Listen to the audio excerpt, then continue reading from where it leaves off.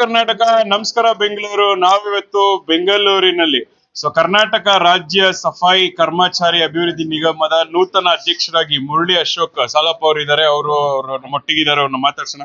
Sir ನಮಸ್ತೆ. ನಮಸ್ತೆ. ನಮಸ್ತೆ. ಮೊಟ್ಟ ಮೊದಲನೇದಾಗಿ ನಿಮ್ಗೆ ಅಭಿನಂದನೆಗಳು. Thank you. ಹೇಳಿ ಸರ್, ಏನು ಮುಂಬರುವ ದಿನಗಳಲ್ಲಿ ಯಾವ ತರ ಇರುತ್ತೆ ನಿಮ್ಮ ಒಂದು ಕಾರ್ಯವೈಖರಿಗಳು? ಏನೇನು ಪ್ರಮುಖ, ಏನೇನು ಆಗ್ಬೇಕಾಗಿದೆ ಇಲಾಖೆಯಲ್ಲಿ, ಮತ್ತೆ ನಿಮ್ಮ ಒಂದು ಅಭಿವೃದ್ಧಿ ಮಂಡಳಿಯಲ್ಲಿ ಏನೇನು ರೆಡಿ ಸರ್?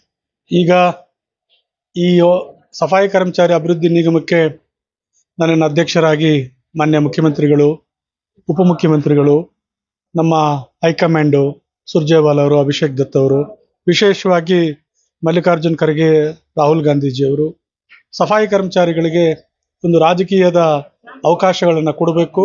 ಆ ಸಮಾಜನ ಕೂಡ ಈ ಇತರೆ ಸಮಾಜದಂತೆ ಸಮಾಜದಲ್ಲಿ ಮುಂದುವರಿಬೇಕು ಅಂತಕ್ಕಂಥದ್ದು ಅವರ ಉದ್ದೇಶ ಆಗಿತ್ತು. ಆ ದಿಕ್ಕಿನಲ್ಲಿ ನಮ್ಮ ನಾಯಕರು ರಾಹುಲ್ ಗಾಂಧಿ ಅವರು ಮತ್ತೆ ಖರ್ಗೆ ಸಾಹೇಬರು, ಸಿದ್ದರಾಮಯ್ಯನವರು, ಡಿ ಕೆ ಶಿವಕುಮಾರ್ ಅವಕಾಶ ಕೊಟ್ಟಿದ್ದಾರೆ. ನಾನು ಹಿಂದೆ ಕೂಡ 98ರಲ್ಲಿ ಸಫಾಯಿ ಕರ್ಮಚಾರಿ ಜಿಲ್ಲಾ ಉಸ್ತುವಾರಿ ಸಮಿತಿ ಸದಸ್ಯನಾಗಿದ್ದೆ ಬೆಂಗಳೂರು ನಗರ ಜಿಲ್ಲೆಗೆ. ಆವತ್ತಿನ ಕಾಲದಲ್ಲಿ ಮೊಹಮ್ಮದ್ ಸನಾವುಲ್ಲಾ ಅಂತೇಳಿ ಬೆಂಗಳೂರು ಅರ್ಬನ್ DC ಇದ್ರು. ಆ ಕೆಲಸ ಮಾಡಿದಾಗ ಕಾಗೋಡು ತಿಮ್ಮಪ್ಪ ಅವರು ಸಮಾಜ ಕಲ್ಯಾಣ ಇಲಾಖೆ ಮಂತ್ರಿಗಳು, SM ಕೃಷ್ಣ ಅವರು ಮುಖ್ಯಮಂತ್ರಿಗಳು.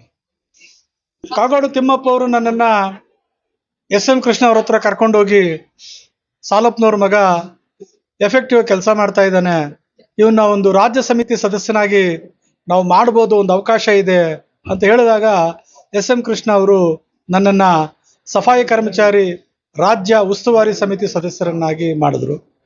4 ವರ್ಷ ನಾನು ಇಡೀ ರಾಜ್ಯ ಪ್ರವಾಸ ಮಾಡಿ ಸಫಾಯಿ ಕರ್ಮಚಾರಿ ಯೋಜನೆ ಏನಿದೆ, liberation and rehabilitation programme, national scheme, actually ಇದು ನ್ಯಾಷನಲ್ ಸ್ಕೀಮ್ ಇತ್ತು ಹಿಂದೆ, national scheme of Safai Karmacharis and their dependents liberation rehabilitation programme ಅಂತ.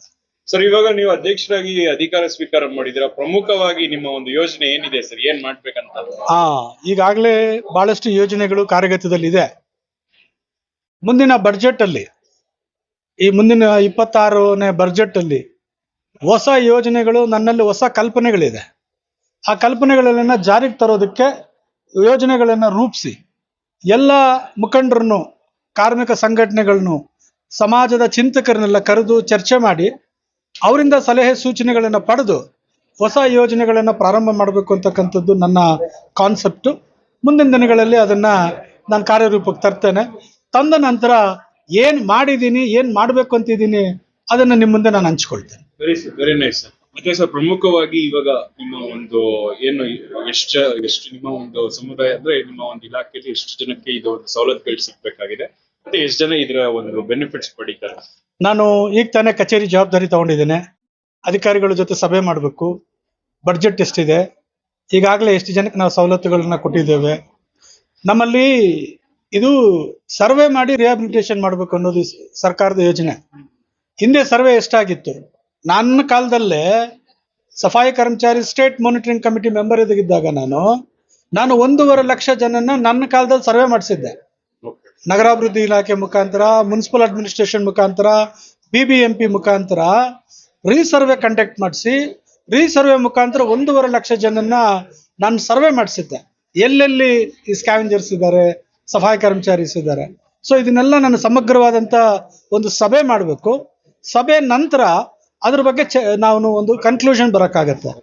Thank you very much. So ಇದು ಅವರೊಂದು ಮಾತಾಗಿತ್ತು. ವಿಶೇಷವಾಗಿ ಇವಾಗ ನಾನು ಅಧಿಕಾರ ಸ್ವೀಕಾರ ಮಾಡಿದ್ದೀನಿ. ಮುಂಬರುವ ದಿನಗಳಲ್ಲಿ ಒಂದು ಕಾರ್ಯ ನಿರೂಪಣೆ ಮಾಡುವ ಮುಖಾಂತರ, ಒಂದು ಮೀಟಿಂಗ್ಸ್ ಗಳ ಆಯೋಜನೆ ಮಾಡುವ ಮುಖಾಂತರ, ಮತ್ತೆ ಈ ಒಂದು ಅಭಿವೃದ್ಧಿ ನಿಗಮದಲ್ಲಿ ಆಲ್ಮೋಸ್ಟ್ ಈ ಒಂದು ಸಫಾಯಿ ಕರ್ಮಚಾರಿ ಇಲಾಖೆ ಏನಿದೆ ಆ ಒಂದು ದೊಡ್ಡ ಮಟ್ಟದಲ್ಲಿ ಒಂದು ಕೊಡುಗೆ ನೀಡಬೇಕು ಅನ್ನೋ ನಿಟ್ಟಿನಲ್ಲಿ, ಮತ್ತೆ ಹಲವಾರು ಯೋಜನೆಗಳು, ಜನಪರ ಯೋಜನೆಗಳನ್ನ ನಾವು ಆಯೋಜಿಸುವ ಮುಖಾಂತರ ಮುಂಬರುವ ದಿನಗಳಲ್ಲಿ ಒಂದು ಮಾದರಿಯಾಗಿ ಒಂದು ಆಡಳಿತ ನೀಡಬೇಕನ್ನೋ ನಿಟ್ಟಿನಲ್ಲಿ ನಾವು ಕೆಲಸಗಳು ಮಾಡ್ತೀವಿ ಅಂತ ಅವರು ಮಾತಾಗಿತ್ತು. ಇದಾಗಿ ಜೈ ಭೀಮ್, ಜೈ ಸಂವಿಧಾನ.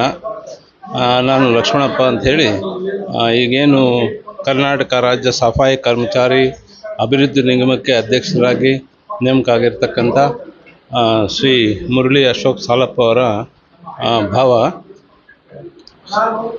ಭಾಳ ವಿಶೇಷವಾದ ಒಂದು ಕಾರ್ಯಕ್ರಮ.